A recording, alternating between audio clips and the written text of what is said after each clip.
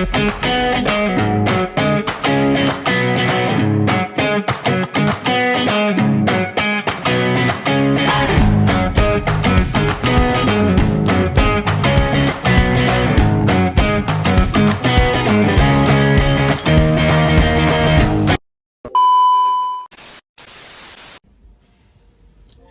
pagi Pak Dani dan selamat pagi teman-teman semuanya. Pagi. Perkenalkan, saya Nansrena Saupra Kurniawan dengan NIM 29 2022 nomor 15. Di sini saya akan mempresentasikan hasil kerja saya berupa media kita padaku, yaitu diagram, tabel, papan panduan, dadu, dan kupon.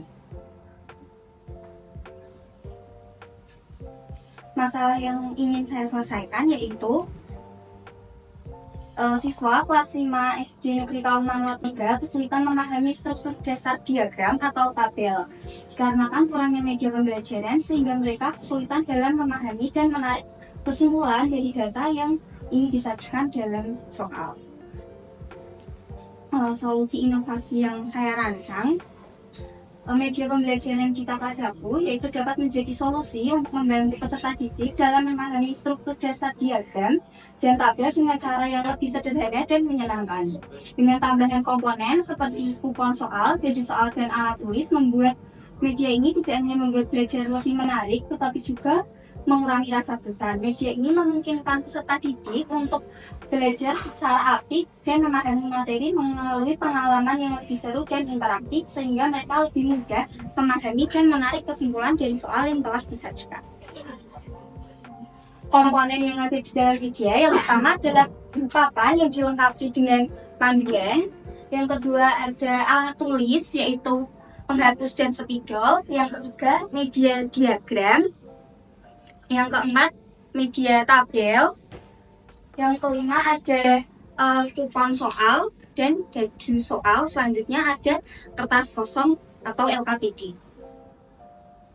Keunggulan produk dapat dilihat, ini merupakan contoh berbagai media diagram di internet, dan ini media diagram yang telah saya buat.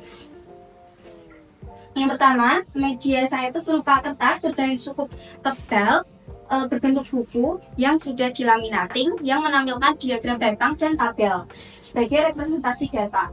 Diagram ini dirancang dengan tampilan yang jelas dan warna yang menarik untuk membantu peserta didik dalam memahami perbedaan tinggi antara batang dan keterkaitan antara tabel dan diagram batang. Selanjutnya, untuk meningkatkan partisipasi aktif peserta didik, tersedia kupon soal dalam kumpulan soal dalam bentuk kupon yang dapat dipilih secara acak, sehingga peserta didik akan mengambil satu kupon berisi soal terkait diagram batang maupun tabel. Pendekatan ini membuat pembelajaran lebih menarik karena peserta didik tidak akan mendapatkan soal yang sama satu dengan yang lain. Yang ketiga, soal dalam bentuk permainan dadu dirancang untuk membantu peserta didik memahami penggunaan tabel dalam penyajian data. Peserta didik akan melemparkan dadu sebanyak 20 kali dan mencatat hasil lemparan pada LKPD atau kertas kosong. Data yang akan diperoleh dari lemparan dadu tersebut kemudian akan digunakan untuk mengisi tabel dan dikonversikan ke dalam diagram batang. Dan yang terakhir, untuk memperjelas perbedaan tinggi antara diagram batang, digunakanlah fitur pin dan tali. Dan fitur ini memungkinkan peserta didik secara visual membandingkan tinggi diagram batang dengan lebih jelas, sehingga mereka dapat memahami bagaimana data dipresentasikan dalam bentuk grafik secara lebih nyata. Untuk penggunaan produk, yang pertama, peserta didik bisa mengambil kupon secara acak, lalu menjawab pertanyaan dari kupon tersebut menggunakan media diagram atau tabel sesuai dengan perintah yang ada di kupon. Contohnya,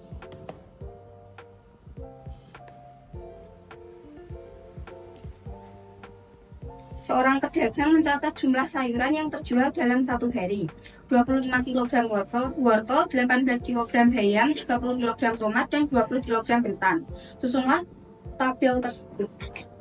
Jadi melalui soal tersebut dapat kita susun. Yang pertama ada frekuensinya, yaitu 30 kg, 25 kg, 20 kg, 18 kg, dan 15 kg. Selanjutnya ada grup, yaitu wortel, bayam, tomat, dan kentang. Dan yang terakhir ada judul, yaitu data sayuran yang terjual dalam satu hari.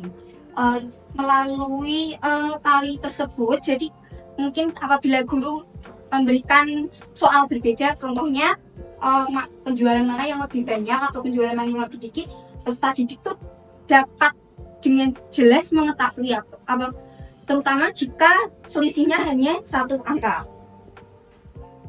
Selanjutnya dari diagram dapat dikonvensikan ke tabel seperti ini.